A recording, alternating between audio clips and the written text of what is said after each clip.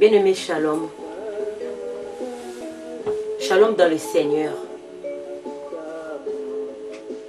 Aujourd'hui, encore une fois de plus, nous sommes en train de continuer notre message que nous avons écouté, qui s'intitulait sous le thème de « Hâte-toi de descendre ».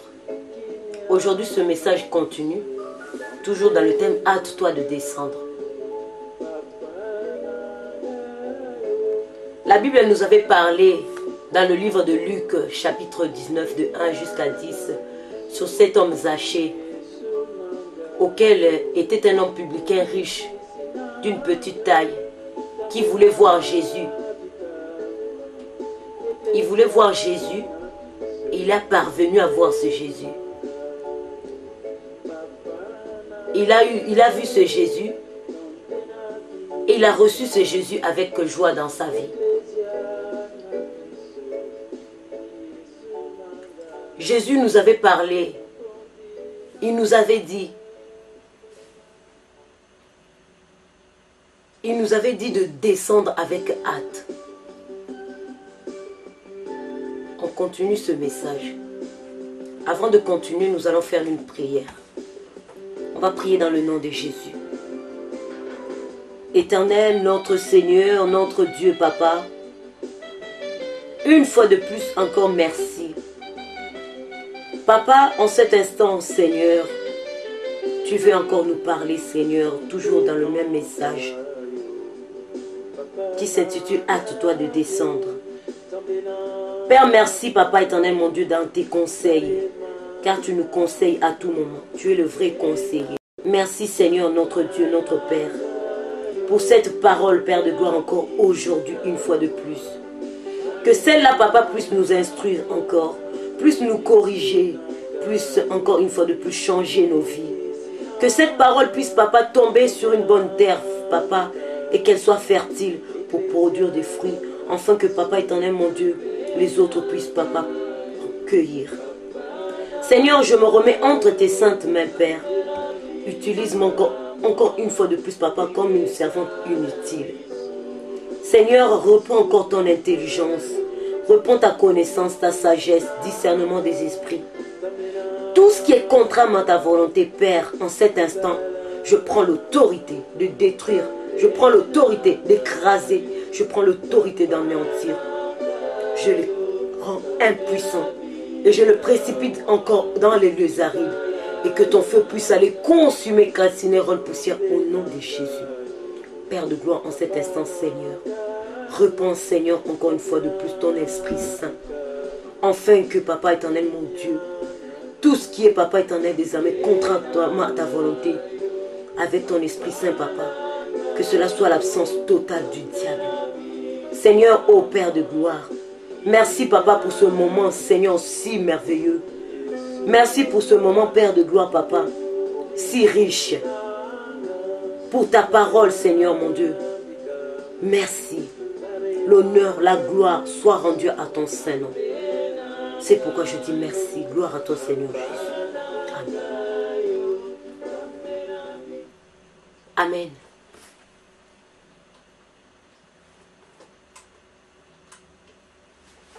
Notre deuxième message, nous allons le lire dans le livre de 2 Rois, chapitre 5, jusqu'à 19.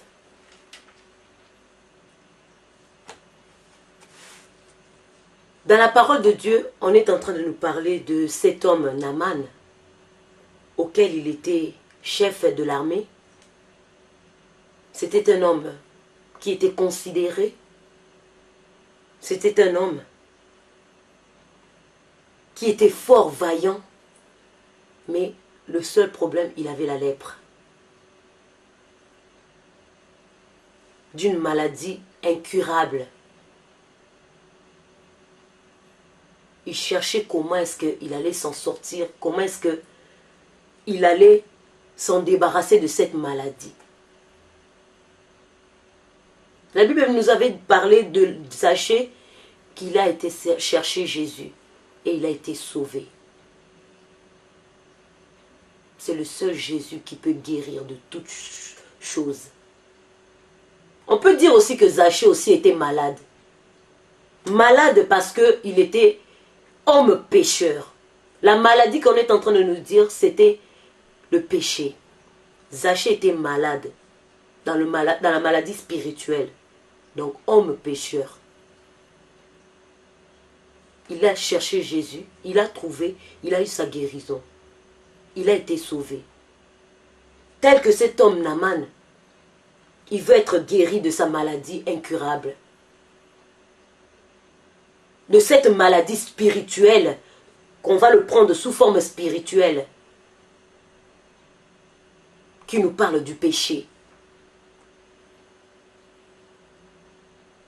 Lisons la parole de Dieu pour voir comment est-ce que Naaman a cherché pour pouvoir être guéri de sa maladie. Au nom de Jésus.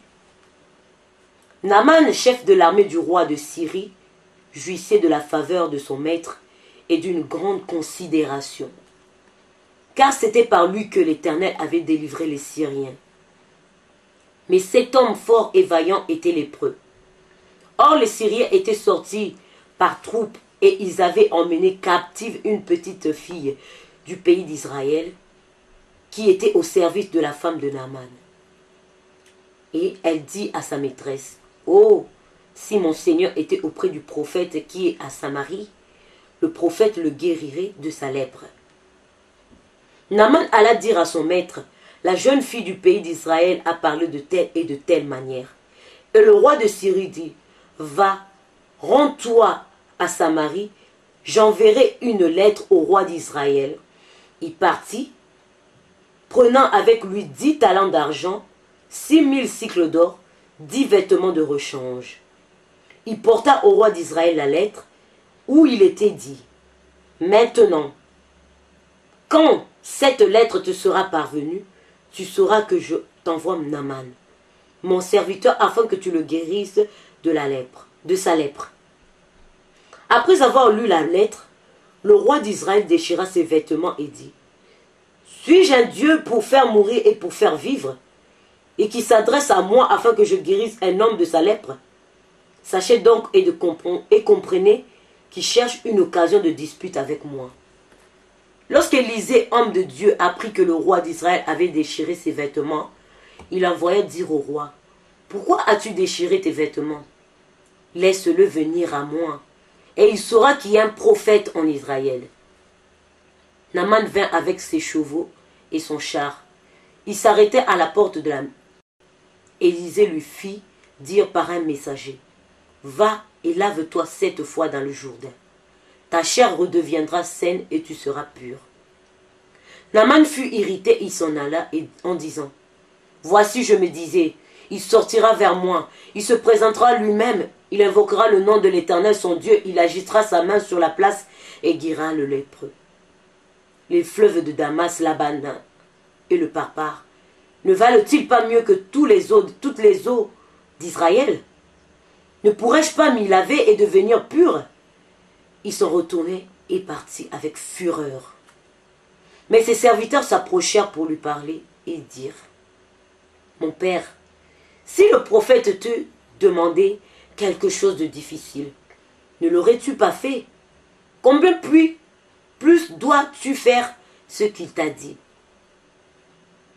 Lave-toi et tu seras pur. » Il descendit alors et se plongea 7 fois dans le Jourdain, selon la parole de l'homme de Dieu. Et sa chair redevint comme la chair d'un jeune enfant, et il fut pur. Naaman retourna vers l'homme de Dieu avec toute sa suite. Lorsqu'il fut arrivé, il se présenta devant lui et dit, « Voici, je reconnais qu'il n'y a point de Dieu sur toute la terre, si ce n'est en Israël. Et maintenant, accepte, je te prie, un présent de la part de ton serviteur. » Élisée répondit, « L'Éternel, dont je suis le serviteur, est vivant. Je n'accepte pas. » Naaman le présent d'accepter. Naaman le pressa d'accepter, mais il refusa. Alors Naaman dit, « Puisque tu refuses, permets que l'on donne de la terre à ton serviteur une charge de 2 mulets. Car ton serviteur ne veut plus offrir à d'autres dieux ni holocauste, ni sacrifice, il n'offrira